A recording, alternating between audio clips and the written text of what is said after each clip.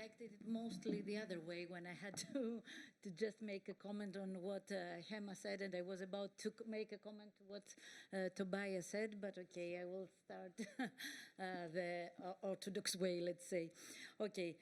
So, well, as a policymaker, I work at the Ministry of Development and Investments in Greece,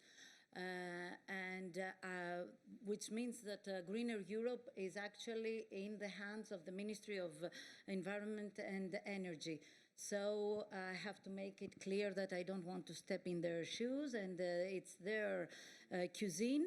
But as a ministry responsible for the ESI funds and the preparation of the programming periods, we do have a role as coordinators. So the first step is that they do what they think crucial and important as regards their ministry, as regards Greener Europe. They should go through the report. They send us their proposals for the next programming period, what we should include in which sectoral or regional programs, and from that point on we check eligibility, we check regulations, we go through all the strategic documentation, and we incorporate their suggestions, their proposals into the strategic documents for the next programming period. So this is how things work for planning, and how we intend to use not only this report, but all information from the relevant reports. They are in the hands of the relevant ministries. They make their comments. They send back to us. They take them into consideration when preparing their political, let's say, documents and policy documents. And we do the coordination part of the job.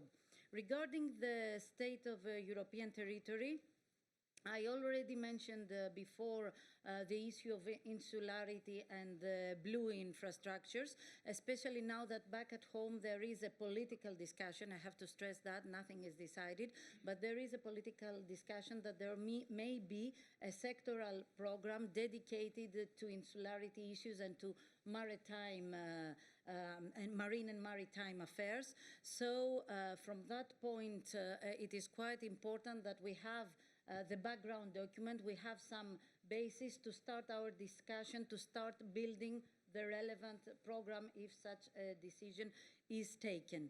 Apart from that, I have 3 examples that I would like to mention regarding that fit in the report and that could be food for the next programming period. The first one refers to the renewable energy and to energy transition. We have the region of Western Macedonia and the megalopolis city in the Peloponnese, both highly dependent on lignite and producing electricity from coal and lignite. So during the next programming period, thanks to the Just Transition Fund, but also to all this Greener Europe, let's say, initiative, there will be a very strong move towards renewable energies. They will close down some factories on production of electricity with the traditional ways. So the renewable energy transition, and all the points that are made within the report will be taken into consideration for the preparation of the regional programs, but also the sectoral program depending on energy and environment. This is the one example. Another example is on circular economy with the city of Iraklio from Crete, which implements a food waste project under the Urban Initiative Actions Program, and which treats hotel and restaurant waste in order to be further better used and not to have this much waste, especially during the tourism period. This is a good practice example, since Claudio in the report mentions also that there should be some kind of transfer of good practices from one part of Europe to another, but also, I would say, from one program to another.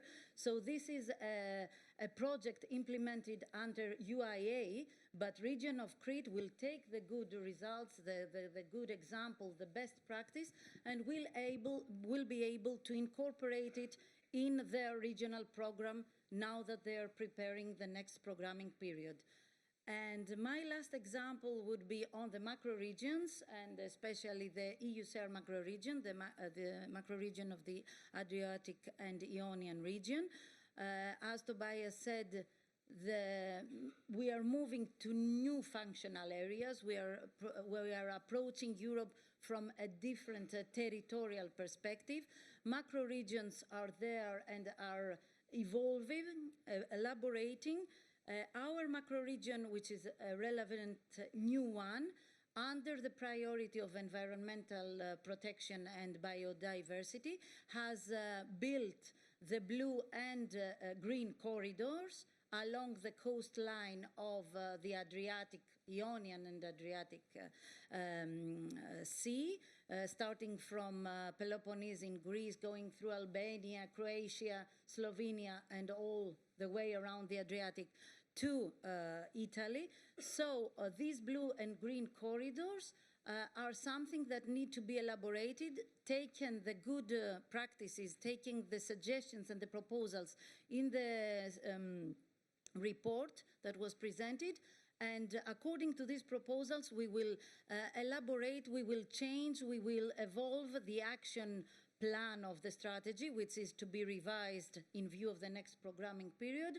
And I think that there are nice, good inputs from the report that will help us to do the revision of the action plan. Thank you. Well, that sounds very positive.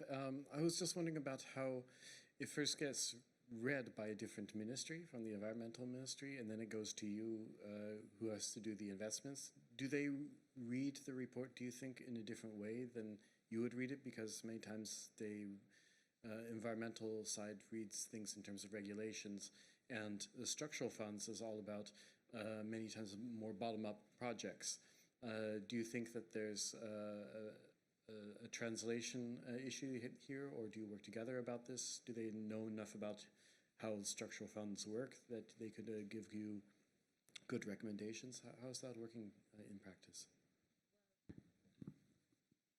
Well, I think this is a problem that it's not that we back at home face, but it has to be a common practice, negative practice in many countries, because each ministry has its own language, its own understanding of things, and that's why we have this coordination role in order to give the European perspective, the country perspective, but apart from that, taking also into consideration the ESPON evidence, we have also to have a more special, a more territorial approach.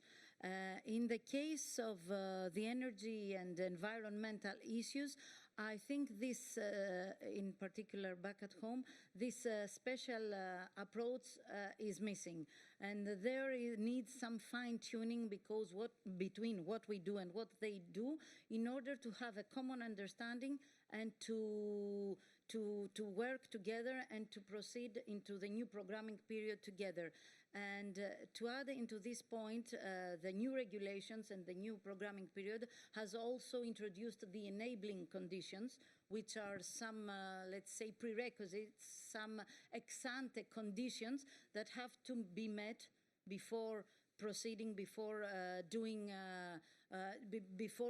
obtaining the goals of the country according to the new programming period. And this is also something that we have, let's say, to make them understand and to comply with.